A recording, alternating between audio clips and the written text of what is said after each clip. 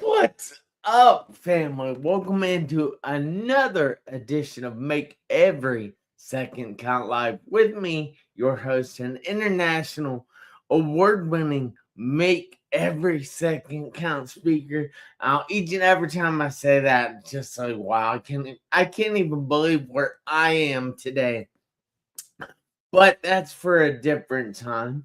So tonight we have an amazing guest. So I ask you if you would please, please, please invite all kinds of people to watch this episode.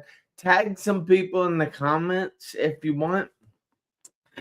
Don't forget to keep the comments coming, though. We want to have more of a conversation than just make a presentation. Also, please keep the likes, thumbs up, hearts, frowny faces, cry faces, the frowny faces. It don't matter. Just keep it coming so we check the algorithm on one of the socials that we're on. And also, don't forget to subscribe. You don't want to miss any of these episodes. And we're on every Tuesday night at 7 p.m. Eastern Time. Now, check this out, because this is kind of big news. We are in the 10th season. 10 seasons. I mean, seriously? And this is just episode 4 of the 10th season. So get ready, buckle your seatbelts, because we're in for a journey. I would like to bring Miss Stevens to the stage. Hello, Kimberly. How are you doing? I am doing great. Thank you so much for having me, and congratulations on 10 years. That's incredible. Oh, thank you. I'm just, when I started this, it was just a way for me to get a little more experience speaking in public and speaking on camera. And it's just been a labor of love, I guess. It just keeps growing and growing and growing. And who knows where I'll stop. 10 years is amazing. Yeah. So if you would like to go through a short introduction about yourself, tell everybody who you are, where you're from, and what you do. I'm Kimberly Stevens, and again, thank you so much for having me on tonight, Jeff.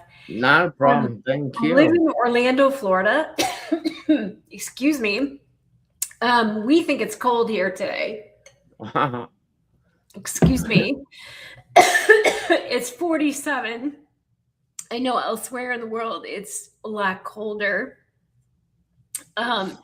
But what do I do? So by day I'm an instructor. And at night I am trying to turn the ashes of my life into beauty. And Ooh, I like that. The ashes of my life. Man, I like that. The ashes of my life into beauty. I find that to be quite creative, I guess. It's the truth. Yeah, that's amazing.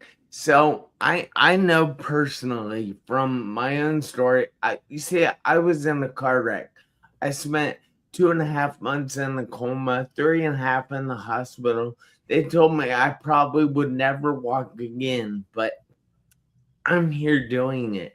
Now, I believe that we just don't go through things in life. Because if we just go through things in life, we often end up repeating those things in order for us to learn the one lesson that one adversity was supposed to teach us. So, has there been anything in your life that you have had to grow through? Oh, no, nothing. Absolutely nothing. Well, that's it. That's a wrap. I was born. I was born. I had it all together. And, and I've lived my entire 60 years of my life with, all the ducks lining up. Well, that's a wrap. Sorry, guys. Yeah. And if you believe that, I've got some great swampland out back here that I would love to sell you. It's Um, probably farmland, isn't it? no, it's a swamp. Yeah, Orlando, you you know, shouldn't tell people that, though. You should tell them it's prime farmland. amen. Yeah, it's prime farmland. Email me. Yeah. Mhm. Um, so, I've in the last couple of months, I've coined a phrase. So I have this amazing resume in the pool. I'm actually a Hall of Fame swimmer, and Woo! I set some records Shout and out to I that. won a few races, Well, and you. I got that really nice title, Hall of Fame swimmer, and I'm very grateful for that. But I've also come to see myself as a Hall of Fame loser. And wow, how crazy and bipolar that I could call myself a Hall of Fame winner and a Hall of Fame loser. But I have lost greatly in my life. And so, you asked, and so, I'm just gonna list the list. Go for it. And maybe I didn't learn the first time what I was supposed to learn, and maybe that's why I kept losing. Um, I've stopped asking the question why and started asking different questions now. And hey, Robert, thanks for tuning in tonight. So the loss in my life started with losing my son, my first child, when I was 26. To a rare genetic defect that both my ex-husband and I were recessive carriers of, like blue eyes. Neither of us had blue eyes, but we actually ended up having a child with blue eyes. We also don't have citrullinemia, a urea cycle disorder, but we ended up having 2 children with citrullinemia. Our first one, Braden Michael, passed away. Then I had 3 miscarriages, and then Victoria Faith was born. And Victoria Faith was diagnosed at 3 days old, and they said she wouldn't live a week. And she lived 4 years in and out of the hospital, mostly in, and then received a life-saving liver transplant. Wow. And she's still here today, and she's a miracle. She's my miracle. And then my other miracle is Daniel Robert, who went through the lion's den of citrullinemia and didn't get it. So he's Daniel. And so I have 2 living kids. But later, after the transplant, I lost my marriage. And then I entered a huge battle with fighting for custody for my children. Then I married very briefly and lost that marriage too. Then I had breast cancer and lost my health and more finances. And then I lost multiple jobs in pharmaceutical sales, which was my only means of income because I was a single mom with 2 kids in high school. And when Obamacare hit the industry, it obliterated the industry. And so I lost 5 jobs in less than 2 years and became unhireable in my industry. My finances had been obliterated by lawyers through custody battles and cancer. And then I lost my job. And then I lost my home to foreclosure. And so I landed in 2016 with no job and no home. And so I had to restart and rebuild my life. And so when I say I'm a Hall of Fame winner and I'm a Hall of Fame loser, the irony is that the year 2016 that I was inducted into the Hall of Fame at the University of Iowa was exactly the same year that I lost my home to foreclosure. Wow. They happened within 2 weeks of each other. That is shocking. And that, wow. I didn't know all of this. You see, guys, I do kind of figure out a little bit about my guests ahead of time, but I don't want to know a whole lot about my guests because I want my reaction to be just like yours. I want my reaction to be honest, and I want you guys to actually know that I am hearing this the same time you are. And that's the thing about this show. It's raw, it's real, it's unscripted, and it kind of has a script, but not much. But it's for everybody out there. And that was just shocking to me to hear that she went through all of that. But in some way, you chose hope when life tried to break you. Can I Amen. And ask that's my word. Thank you. how you held on to the hope? Very intensely. I talk about swimming often and being an athlete, but something I learned in the pool was that when I was training, there were some days where I was in the pool 6 hours a day. And the coach would put up a set and I'd be tired and he would put up, okay, you're going to do, and I might be embellishing or exaggerating slightly, but he would say, you're going to do 10 200s on the 2 minutes and 10 seconds. Okay. So what does that mean in layman's terms? In layman's terms, that's really simple. That means that every 2 minutes and 10 seconds, I'm going to swim 8 laps of the pool. And if I come in at 2:02, I get 8 seconds rest. If I come in at 2 minutes, I get 10 seconds rest. And then I got to do the next 200, right? 8 laps.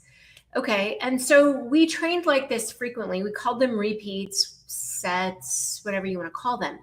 But what I learned in swimming before I found my faith, super important.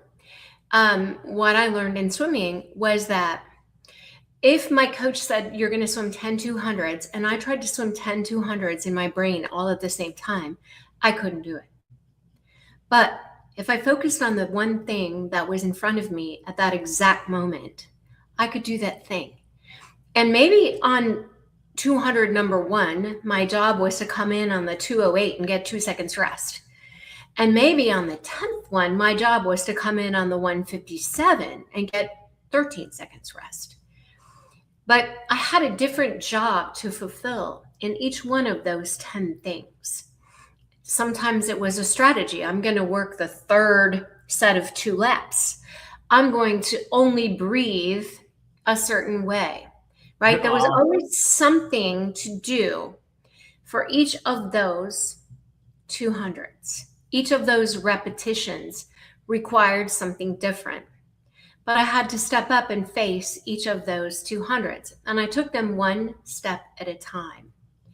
And so I learned over time that when life tries to break you, you can't beat life, right? You can't beat your entire life in one moment. I have to only take the next step to get me forward and closer to where I want to go. And my only job today is to take that next step. So I learned that lesson, and it was drilled in my head over years and years and years of swimming. Now, fast forward to my freshman year in college. And my freshman year in college, I heard something about a God that I didn't know personally. And in 1983, I received Jesus Christ as my personal Lord and Savior. And that was the beginning of hope in my life. And it wasn't just hope for right now, but it was hope for long term. And so super, super important, because I had learned this coping strategy in the pool to take that step forward for each moment, to make every second count, to use your words, Jeff. But then also now I had a faith that allowed me to know that there was a greater hope in eternity than anything that I could experience today. Wow. That's nuts. So I like the way how you explained that. And what I picked up from your whole little spiel there was about that taking one step. Absolutely. How is that? What is it like in your life to take one step towards a goal or one step with one thing that is on your plate? So I think this is the biggest challenge that we face as humans, and I think it's a really big challenge in our instant society that we have right now as well. You know, we don't want to take one little step toward this big dream, right? We want the dream right now. And that's just not how life works. And so I have to constantly remind myself that, right, if I want to be a fast swimmer, I have to do my workout today. And I might get a little tiny bit faster, unnoticeably better. But the point is, I'm making progress. And little progress over time adds up to big progress. And I didn't say that very well, but No, that's the compound interest idea that I like that. That makes a lot of sense that a little small little incremental steps can add up to huge yeah, leaps. And habits a lot of compound. people don't understand that. I think most people don't understand that. And sometimes I think we have to go through loss, or we have to have big goals and big dreams to really understand the power of one more step. Yeah, power of one more step. I really do like that a lot. That's very powerful. And I what one thing that I like to say is, well, I know it's a line from the Bible, but it's also a Rodney Atkins song. Sorry, I like country. But if you're going through hell, just keep going. Amen. Don't stop. Yeah. No, and it's all about you gotta keep moving forward. Yeah. And that's all I could do when I was going through everything after my accident. I just had to take one step at a time, because I if I would have tried to handle it all at once, I wouldn't have been able to take that. And I would guess in your life, you describing all the things that you went through had to feel kind of overwhelming. But if you just approached it and did that one step at a time, then it works. It does. And I look back on it now, and I tell the big story, and I say, yes, I am. I am a big fan of planting seeds with intention. I have an organization called Extend the Rose, and it is about planting seeds with intention. And hopefully we'll get to talk about that. Yeah. Um, but the whole idea of thinking about trying to, when you were talking about your accident, Yes. I, you couldn't, if you couldn't move, they said you weren't going to walk. If you couldn't move your toe, you weren't going to be able to move your foot. If you couldn't move your foot, you couldn't move your leg. If you couldn't move your leg, you're not going to be able to walk. If you can't walk, right, then their prophecy comes true. And so, what's your one little thing that you do today to get you closer? You move your toe to move your foot, to move your leg, to get you closer to walking.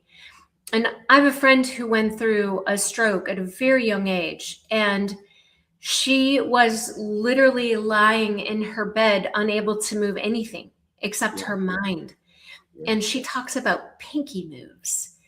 And I love listening to her talk because it was moving her pinky that enabled her to start moving her hand and then her arm. And then she walks and talks, and you would never know if you meet That, her today. that is amazing. I'm so happy you told that story because I find that story to be really encouraging, not only for me, but just the fact that if she can do it, what is holding us back? Yeah. Like, This. Robert, let me ask you this. If she can do that, what is holding you back? Joe, same question. Jody, Terry, Dad, same question. If she can learn how to move a finger, her pinky finger, in order to move her hand, and then her arm, and then the rest of her body, what is holding you back? Right. Think about that, guys. I think we don't think about that enough as No, a society. We think about the big goal, we want to walk, and we don't know how to get there. So break it so we down. don't get there because we don't know how to move our toe Yeah. first. It's just like how people set the goal that they want to lose weight, and they do that as a New Year's resolution, and then they'll go to the gym one day, they'll get sore, and then they won't go back. Yep. And it's like, well, you said you were going to lose weight. Why is it that you gave up so quick? It said, well, I didn't know it involves so much that I have to go regularly to the gym and be in pain. And it's like things don't happen overnight if they're good. Yeah, And and I think that um when we try to achieve the whole goal in our instant society, right? At one time, we set ourselves up for failure. And so if we can set ourselves up for the small increments in the same way that I set myself up in the pool, 1 200, yeah, and then the next one, and then the next one, and then the next one, and then I set a Big Ten record in the 200 free. And woo! right, but I didn't start my sets of 200s going, I'm going to be a Big Ten champion and record setter. I started saying, I have 10 200s to do, and on this one I'm going to do this, and on the next one I'm going to do this, and the next one I'm going to do that. And that is the biggest gift I've ever learned. And so now when I'm coaching new salespeople, when I'm coaching new athletes, that's the thing that I ask them. What's your big goal? And what are you going to do today to move yourself a little closer to your big goal? And if we ask ourselves every single day, what am I going to do today? The pinky move that's going to get me a little closer to my big goal. We can do anything. Yes, that is awesome. Now, I want to point out that Robert said it's himself that's holding himself back. However, he is making progress each day, remembering that only the next step he needs to do helps. Absolutely. So that is awesome because that means that he is actually going about the process often what I described, what you just described, and that he's working on himself. And that is amazing to me. I love seeing things like that. Awesome. Robert, just take that next step every day. That's all Yes. you have to do every day. Just what's the next little step Yeah. today? And it all adds up. So, all right, not to jump ahead here, but we're running low on I time. see. So Yeah. I would like to learn a little bit more about your Extend the Rose Foundation. Yeah. Thank you. So Extend the Rose it's an organization that was just born out of my heart. And when my son passed away, it was 1992, and I planted a rose bush in his memory, and the darn thing didn't bloom. And 5, 6 months later, the very first rose, after I started calling it the Charlie Brown rose bush and all of that, the very first rose bloomed on Mother's Day. And then another one bloomed on Father's Day. Aw. And then the next rose bloomed about 18 months later on the day that my daughter was discharged from the hospital after being diagnosed with the same disease. Wow. And so I've started seeing yellow roses everywhere. And yellow roses to me mean hope. And it was to me a message that said, God saw me in my pain. He celebrated me as a mother, even though I didn't have my baby in my arms. And that there was hope in this beautiful little blossom. And so now we've created an organization. My daughter, who survived all of this, who's 32 now, and my son, who was dragged to the hospital as the sibling, we've started an organization called Extend the Rose, and it is to extend the same hope that that little rose gave me to children and families in the hospital. And so we create short-term and long-term hope. We go into the hospital and we do an entire party that is just crazy. We bring hope just short-term. The kids then create a little petal, a rose petal, and we take that rose petal, and it is actually going to travel to Pasadena, and it is going to be worn by a child on our Rose Parade float on January 1st, 2027. Wow. And so one little petal, one little rose from 1992 is now weaving its way all the way through hospitals and children, extending that same hope that was extended to me. And then it is going to be celebrated in victory on the in the Rose Parade. One rose to 28 million viewers in the Rose Parade on this beautiful float, celebrating the victory of children and families who are still in the fight. That sounds amazing. Now, how can people get involved in this? Yeah, awesome. Go to extendtherose.org, and then /Roar Gallery. And that is a link where anybody can upload a message of encouragement to anyone going through a hard time. You're going to hear a lot more about our Roar Gallery soon. We're actually launching some stories that are coming live on our Roar Gallery.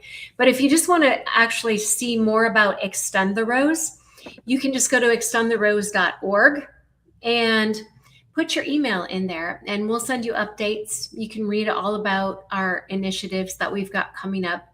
We've got a huge awareness month coming up in April. We're calling it Champ Month. It's Children and Families in the Hospital Awareness Month, where hospitals will tell their stories about their own families, all in the name of rallying support for people going through a hard time. That is amazing. I have to say, that is absolutely amazing. And I respect what you are doing. I love what you are doing. It's just amazing. Thank you. It is amazing to be able to go back into the hospital, a place where I spent 4 years with my daughter, and to know the things that would have made my day just a little bit better and to try to bring those things into those rooms now to change the trajectory of somebody's day. That sounds great. So I know that her story is definitely not over. And I want you guys to realize that your story is not over. It's still being written day by day. Yes. But I need each of you, including you, Kimberly, to do me a favor this week, next week, and for the rest of your life. I need you to make every second count. Amen. Why? Because you never know when those seconds will run out on your one life. That's all you get. I'll see you guys back here next Tuesday, 7 p.m. Eastern Time. And until then, you have a fantastic week. Thank you again, Kimberly. I appreciate you taking the time out of your busy evening to be here. Bye, everybody.